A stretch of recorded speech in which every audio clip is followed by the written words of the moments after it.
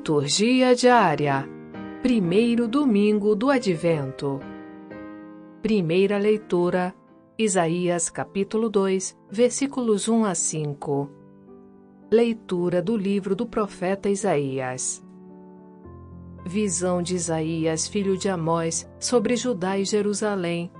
Acontecerá nos últimos tempos que o monte da casa do Senhor estará firmemente estabelecido no ponto mais alto das montanhas e dominará as colinas. A ele acorrerão todas as nações, para lá irão numerosos povos e dirão: vamos subir ao monte do Senhor, à casa do Deus de Jacó, para que ele nos mostre seus caminhos e nos ensine a cumprir seus preceitos. Porque de Sião provém a lei, e de Jerusalém a palavra do Senhor. Ele há de julgar as nações e arguir numerosos povos. Estes transformarão suas espadas em arados e suas lanças em foices. Não pegarão em armas uns contra os outros, e não mais travarão combate. Vinde todos da casa de Jacó, e deixemo-nos guiar pela luz do Senhor. Palavra do Senhor. Graças a Deus. Salmo responsorial 121. Que alegria quando me disseram: vamos à casa do Senhor. Que alegria quando ouvi que me disseram: vamos à casa do Senhor. E agora nossos pés já se detêm, Jerusalém, em tuas portas. Para lá sobem as tribos de Israel, as tribos do Senhor, para louvar segundo a lei de Israel, o nome do Senhor. A sede da justiça lá está, e o trono de Davi. Rogai que viva em paz Jerusalém, e em segurança os que te amam. Que a paz habite dentro dos teus muros, tranquilidade em teus palácios. Por amor a meus irmãos e meus amigos, peço a paz esteja em ti. Pelo amor que tenho à casa do Senhor, eu te desejo todo o bem. Que alegria quando me disseram: vamos à casa do Senhor. Segunda leitura. Romanos capítulo 13, versículos 11 a 14a.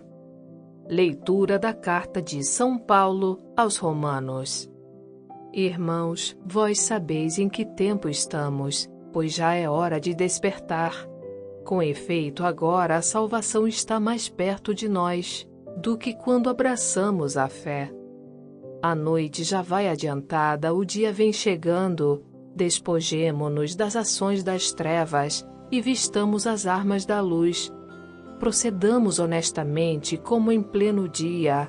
Nada de glutonerias e bebedeiras, nem de orgias sexuais e imoralidades, nem de brigas e rivalidades. Pelo contrário, revesti-vos do Senhor Jesus Cristo. Palavra do Senhor. Graças a Deus.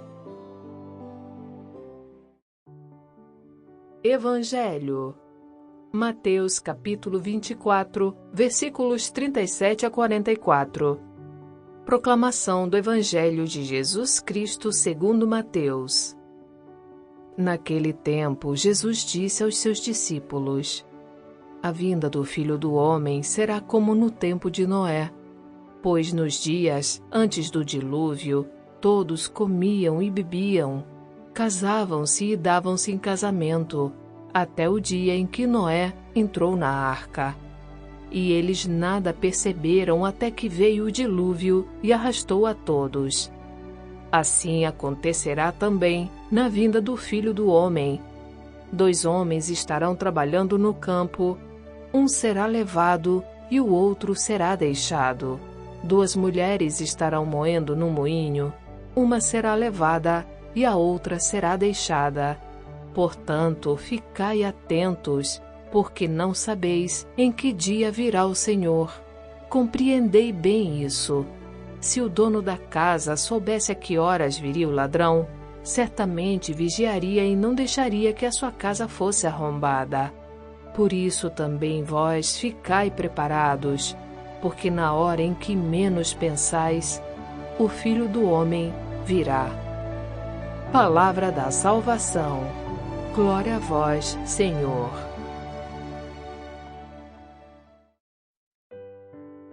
Tem início agora mais uma edição do Conversando sobre a Palavra com Antônio Santoro.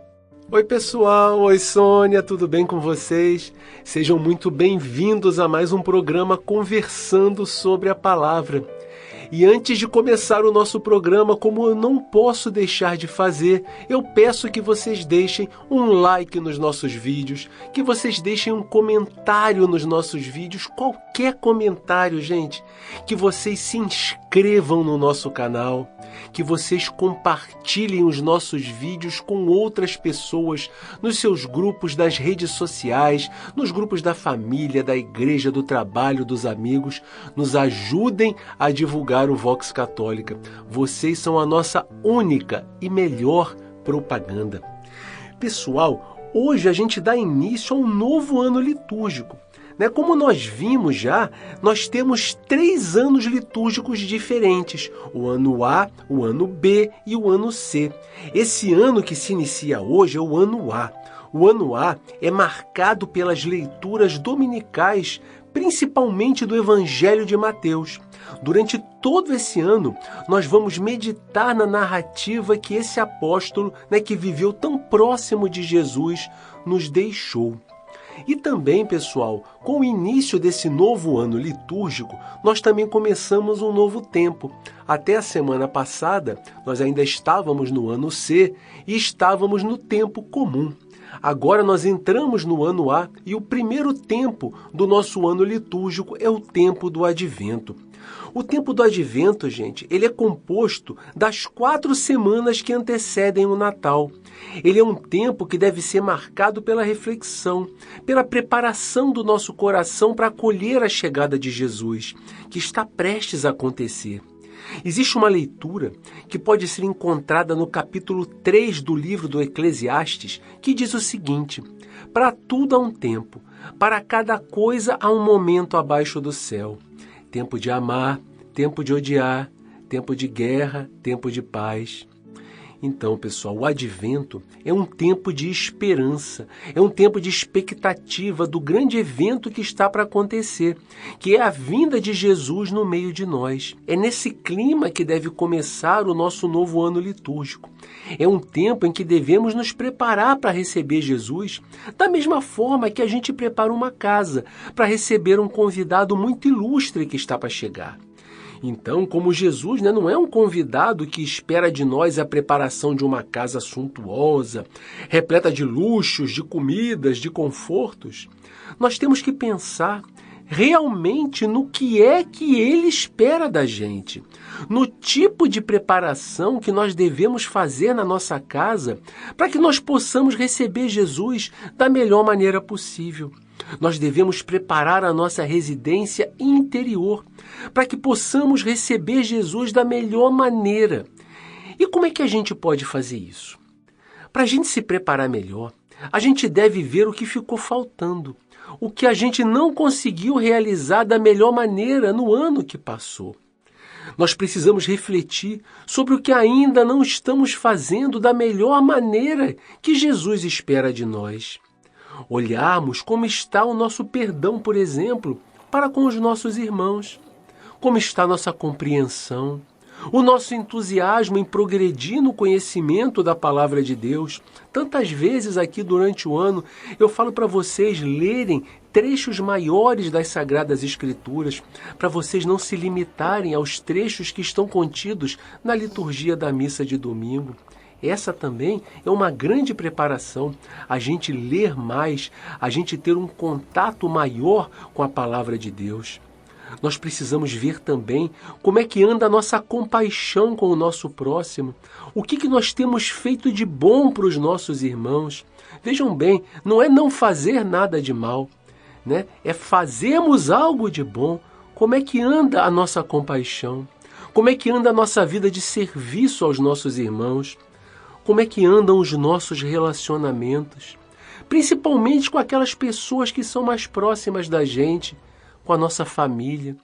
Enfim, pessoal, tudo aquilo que nos aproxima do ideal de vida que sempre é ensinado por Jesus nos evangelhos, tudo isso é o que nós precisamos rever. A igreja sempre nos dá como presente esse tempo do advento para que a gente possa fazer essa preparação, para que a gente possa passar um tempo de conversão, para que a gente possa limpar bem a nossa casa e fazer com que ela fique brilhando para receber Jesus que chega no Natal. Que a gente possa levar a sério esse tempo e que nós possamos aproveitar bem esta oportunidade de nos prepararmos para receber Jesus. Mas vamos às leituras de hoje. O tema da nossa liturgia, desse primeiro domingo do Advento, nos faz refletir, pessoal, sobre a questão da vigilância. Nós não podemos ficar satisfeitos em nosso comodismo, em nossa vida que tantas vezes nos faz caminhar com desleixo na nossa vida pessoal e também na indiferença em relação à vida dos que estão ao nosso lado. A primeira leitura de hoje é retirada do livro do profeta Isaías.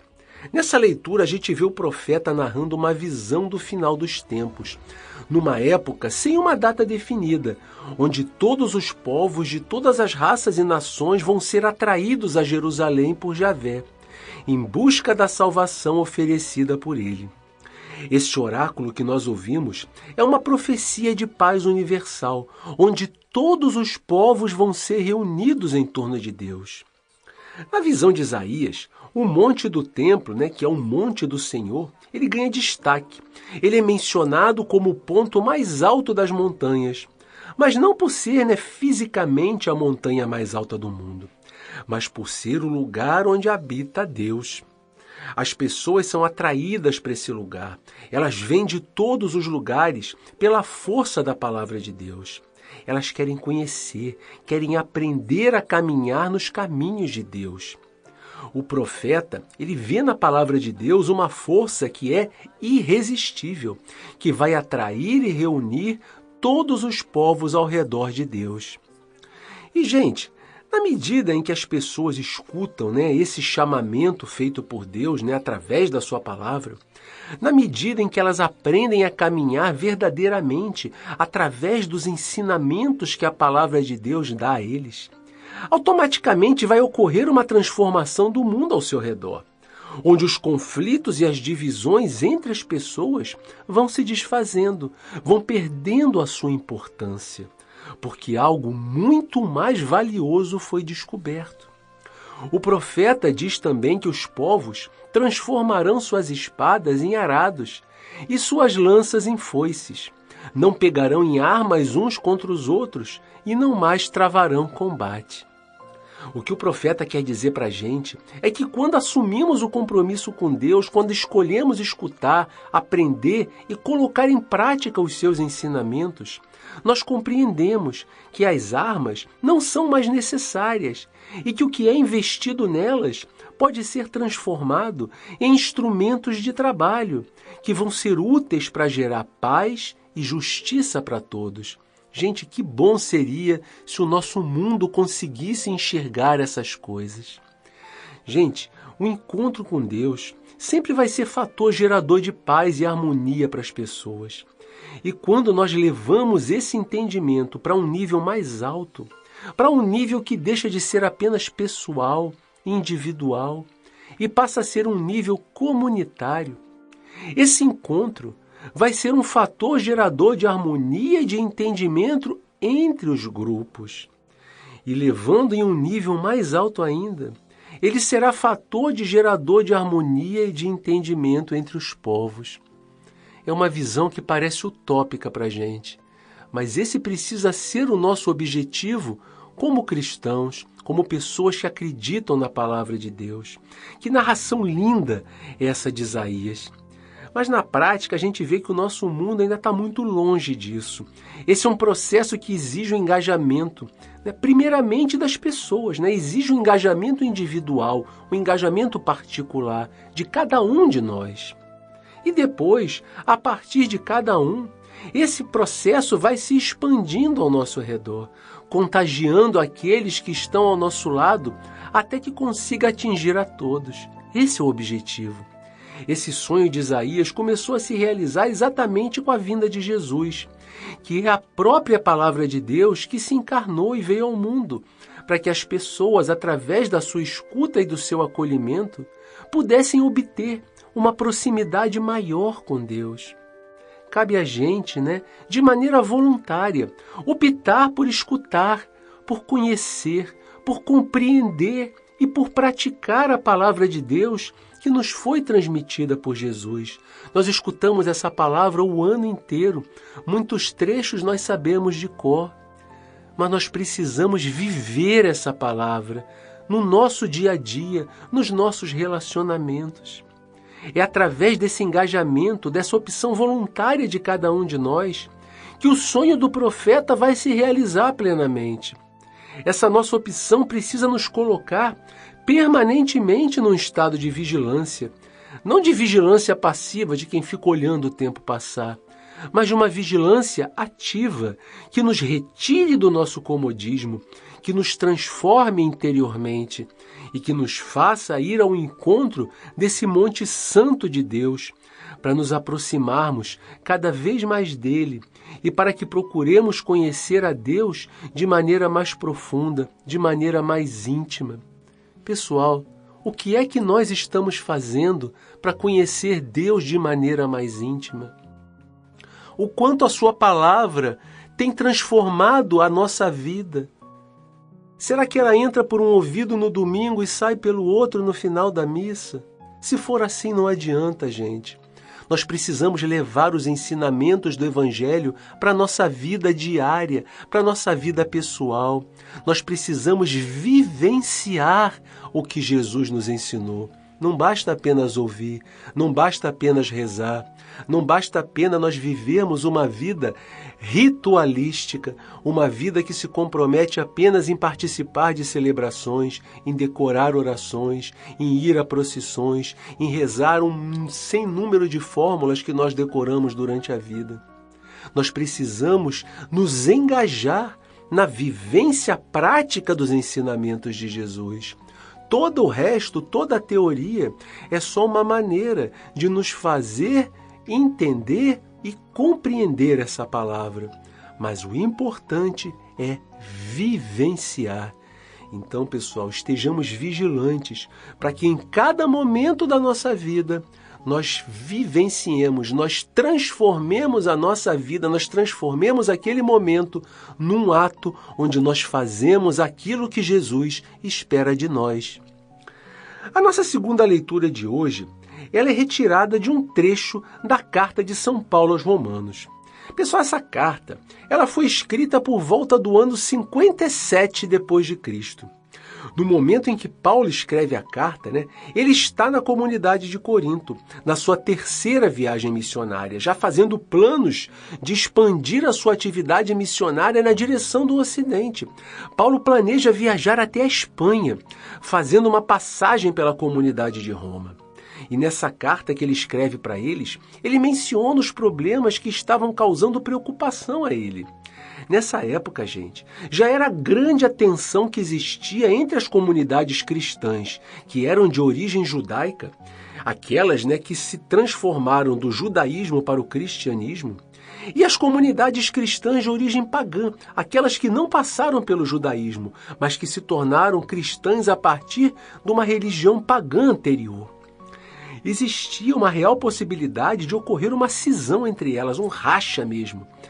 Nessa carta, Paulo quer chamar a atenção exatamente para a questão da unidade da fé, que deve existir entre todos aqueles que abraçaram o nome de Jesus, não importando a sua origem. Paulo quer mostrar que todos são iguais diante da salvação que é oferecida por Jesus. E o trecho da carta que é apresentado para nós hoje, ele faz parte da segunda parte dessa carta, onde Paulo faz um apelo aos cristãos de Roma para que eles vivam unidos pelo amor e que eles estejam vigilantes o tempo todo, para acolher a vinda do Senhor quando ela acontecer. Olha aí a questão da vigilância novamente. No que diz respeito à vinda de Jesus, Paulo já começa exortando os romanos a ficarem em estado permanente de vigilância. Ele diz: vós sabeis em que tempo estamos, pois já é a hora de despertar. E quando escreveu essa carta, Paulo devia acreditar realmente numa segunda vinda de Jesus num tempo relativamente próximo, o que faria, a conclusão definitiva da história da salvação. Mas, por outro lado, Paulo não faz uso de uma linguagem apocalíptica, uma linguagem que fizesse menção ao final dos tempos. O que também nos faz acreditar que para ele não era tão importante, o quando isso iria ocorrer, mas sim as consequências que essa segunda vinda iria ter na vida das pessoas. Por isso o alerta que ele faz para que as pessoas acordassem, para que elas ficassem despertas, para que elas ficassem espertas. Paulo diz, ele transmite o seu sentimento de preocupação exatamente com esse estado de vigilância em que elas estavam vivendo. Elas não podiam mais ficar vivendo suas vidas antigas, descompromissadas com a palavra de Deus, como se nada tivesse acontecido, como se Jesus não tivesse passado por aqui e como se ele não tivesse deixado ordens para nós vivermos de acordo com o seu evangelho. As pessoas que não sabiam a data da segunda vinda do Senhor, elas deveriam, na verdade, estar sempre preparadas para o dia em que ela ocorresse. E assim é até hoje com cada um de nós. Paulo também faz um segundo apelo aos romanos. Ele diz: despojemo-nos das ações das trevas e vistamos as armas da luz. Com isso, Paulo quer dizer para os romanos, e também por tabela para a gente, que antes de serem batizados, antes de assumirem um compromisso verdadeiro com Jesus, eles viviam uma vida que era voltada apenas para si próprios, apenas para os prazeres desse mundo. Não é à toa que ele ainda faz a seguinte exortação: procedamos honestamente, como em pleno dia. Nada de glutonerias e bebedeiras, nem de orgias sexuais e de imoralidades, nem de brigas e rivalidades. Ou seja, após o compromisso assumido com o projeto de Jesus, as pessoas também têm que refletir. Esse compromisso nas suas vidas particulares é a questão da vivência da palavra de Deus. Não existe uma adesão a Jesus somente da boca para fora. Não existe uma adesão a Jesus somente no tempo em que estamos dentro da igreja. A nossa vida precisa refletir o tempo todo o nosso compromisso com as ideias, com os ideais do reino de Deus, que foram tão bem demonstradas por Jesus através das suas palavras e das suas atitudes. É sob essa mesma orientação, é sob esse mesmo exemplo que nós também precisamos direcionar as nossas vidas. Pessoal, é uma vigilância como essa que nós devemos exercitar no tempo do advento, na espera pela vinda de Jesus que está para chegar. Exercitemos isso para que, com o decorrer do tempo, isso se torne uma atitude normal, que nós consigamos agir de acordo com os ensinamentos de Jesus, com a naturalidade que nós respiramos. Lembremos sempre que esse exercício que a gente faz no tempo do advento é uma preparação, não só para a chegada de Jesus no tempo do Natal, mas é uma preparação constante que precisa ser praticada durante toda a nossa vida, visando o nosso encontro definitivo com Jesus no final da nossa caminhada. O tempo do advento é apenas o momento propício que a igreja nos concede para a gente abordar esse tema com uma profundidade maior. Mas a nossa vivência tem que ser diária e constante até o último dia da nossa vida. No nosso evangelho de hoje, nós começamos a refletir sobre os escritos do evangelista Mateus, que vai nos acompanhar durante todo esse ano litúrgico. Nós começamos no capítulo 24 desse evangelho, onde Mateus começa a narrar o último discurso de Jesus antes dos eventos que iriam marcar a sua paixão. Nesse discurso, a questão central é a vinda do Filho do Homem e as atitudes que as pessoas precisam ter nas suas vidas para aguardarem esse momento. Olha a vigilância aí de novo. Esse evangelho, gente, ele foi escrito por volta do ano 80 depois de Cristo. Depois da destruição do Templo de Jerusalém, que havia sido predita por Jesus, que seria um evento que deveria anteceder a segunda vinda dele. Como já havia se passado um tempo considerável após a destruição do templo, que ocorreu no ano 70, ou seja, 10 anos já tinham se passado, muitas pessoas já tinham se desanimado na sua fé. E o objetivo de Mateus, que percebe esses sinais de abandono da fé, que sente o esfriamento das pessoas que antes eram entusiasmadas, o objetivo dele é fazer com que as pessoas retomem sua adesão à fé, que elas recuperem o entusiasmo que levou elas a optarem pelo projeto do reino de Deus. Mateus quer mostrar para as pessoas, gente, a importância de se empenharem na construção diária desse reino de Deus que elas tanto esperam. Que o reino de Deus é um processo que começa a acontecer a partir da nossa adesão vigilante ao projeto que nos foi proposto por Jesus. É assim que ele começa a acontecer. Mateus quer deixar claro para as pessoas que elas não devem desacreditar da vinda de Jesus. Ela vai acontecer em algum momento, mas enquanto esse momento não chega, é necessário que a gente esteja vigilante, numa vida de constante preparação para esse grande evento. E isso só poderá ser possível se a gente estiver praticando constantemente os ensinamentos que Jesus nos deixou. Mateus se utiliza no seu discurso de uma linguagem apocalíptica, comum naquela época. E isso facilitava a compreensão das pessoas a respeito da mensagem. O objetivo desse tipo de linguagem era revelar alguma coisa que estava escondida. E esse tipo de discurso era frequentemente usado para reanimar comunidades que se encontravam na situação que a gente falou agora, ainda em condições de sofrimento ou em condições de perseguição, comunidades desanimadas. O objetivo era sempre dar ânimo para as pessoas, garantindo a elas que a vitória final sempre vai ser de Deus e das pessoas que forem fiéis a Ele. E para transmitir essa mensagem, que exortava as pessoas a estarem sempre vigilantes, mesmo que a vinda de Jesus demorasse, Mateus se utiliza de 3 exemplos.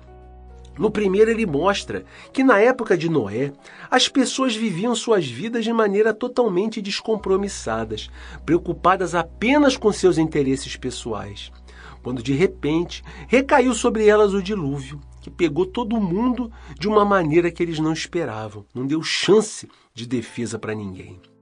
Isso nos mostra que quando a gente opta apenas por gozar os prazeres que a vida pode proporcionar, a gente corre o risco de não perceber as coisas mais importantes que acontecem ao nosso redor. A gente corre o risco de terminar a nossa vida sem cumprir a nossa tarefa nesse mundo.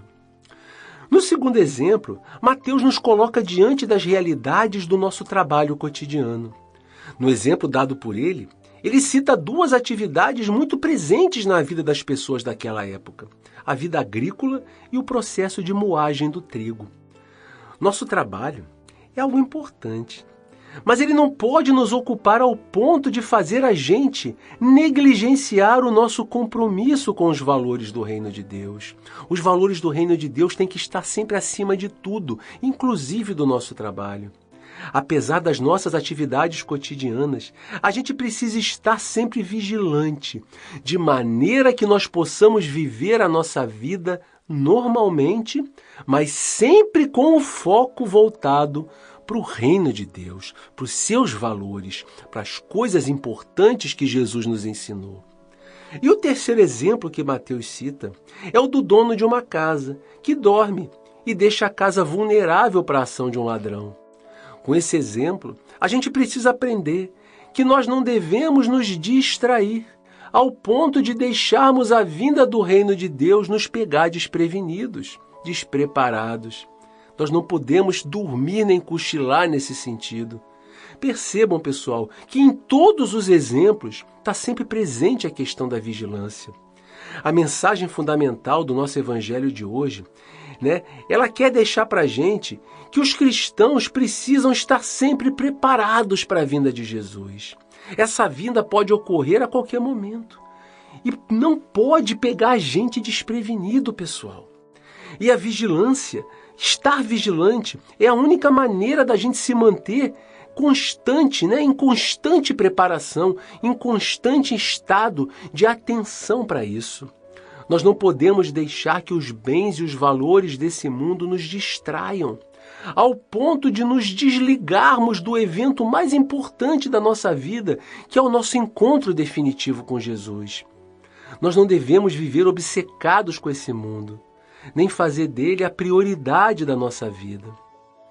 Mas a gente precisa cumprir a nossa vida de cristãos, comprometidos com os valores do reino de Deus todos os dias, de modo que o nosso agir esteja sempre em conformidade com essa proposta e que esse agir de acordo com a proposta de Jesus, se torne algo natural, algo corriqueiro, que a gente faça com facilidade, para que não sejamos pegos de maneira distraída, desprevenida, quando o dia do Senhor chegar, Quando o nosso dia de nos encontrar com Ele chegar.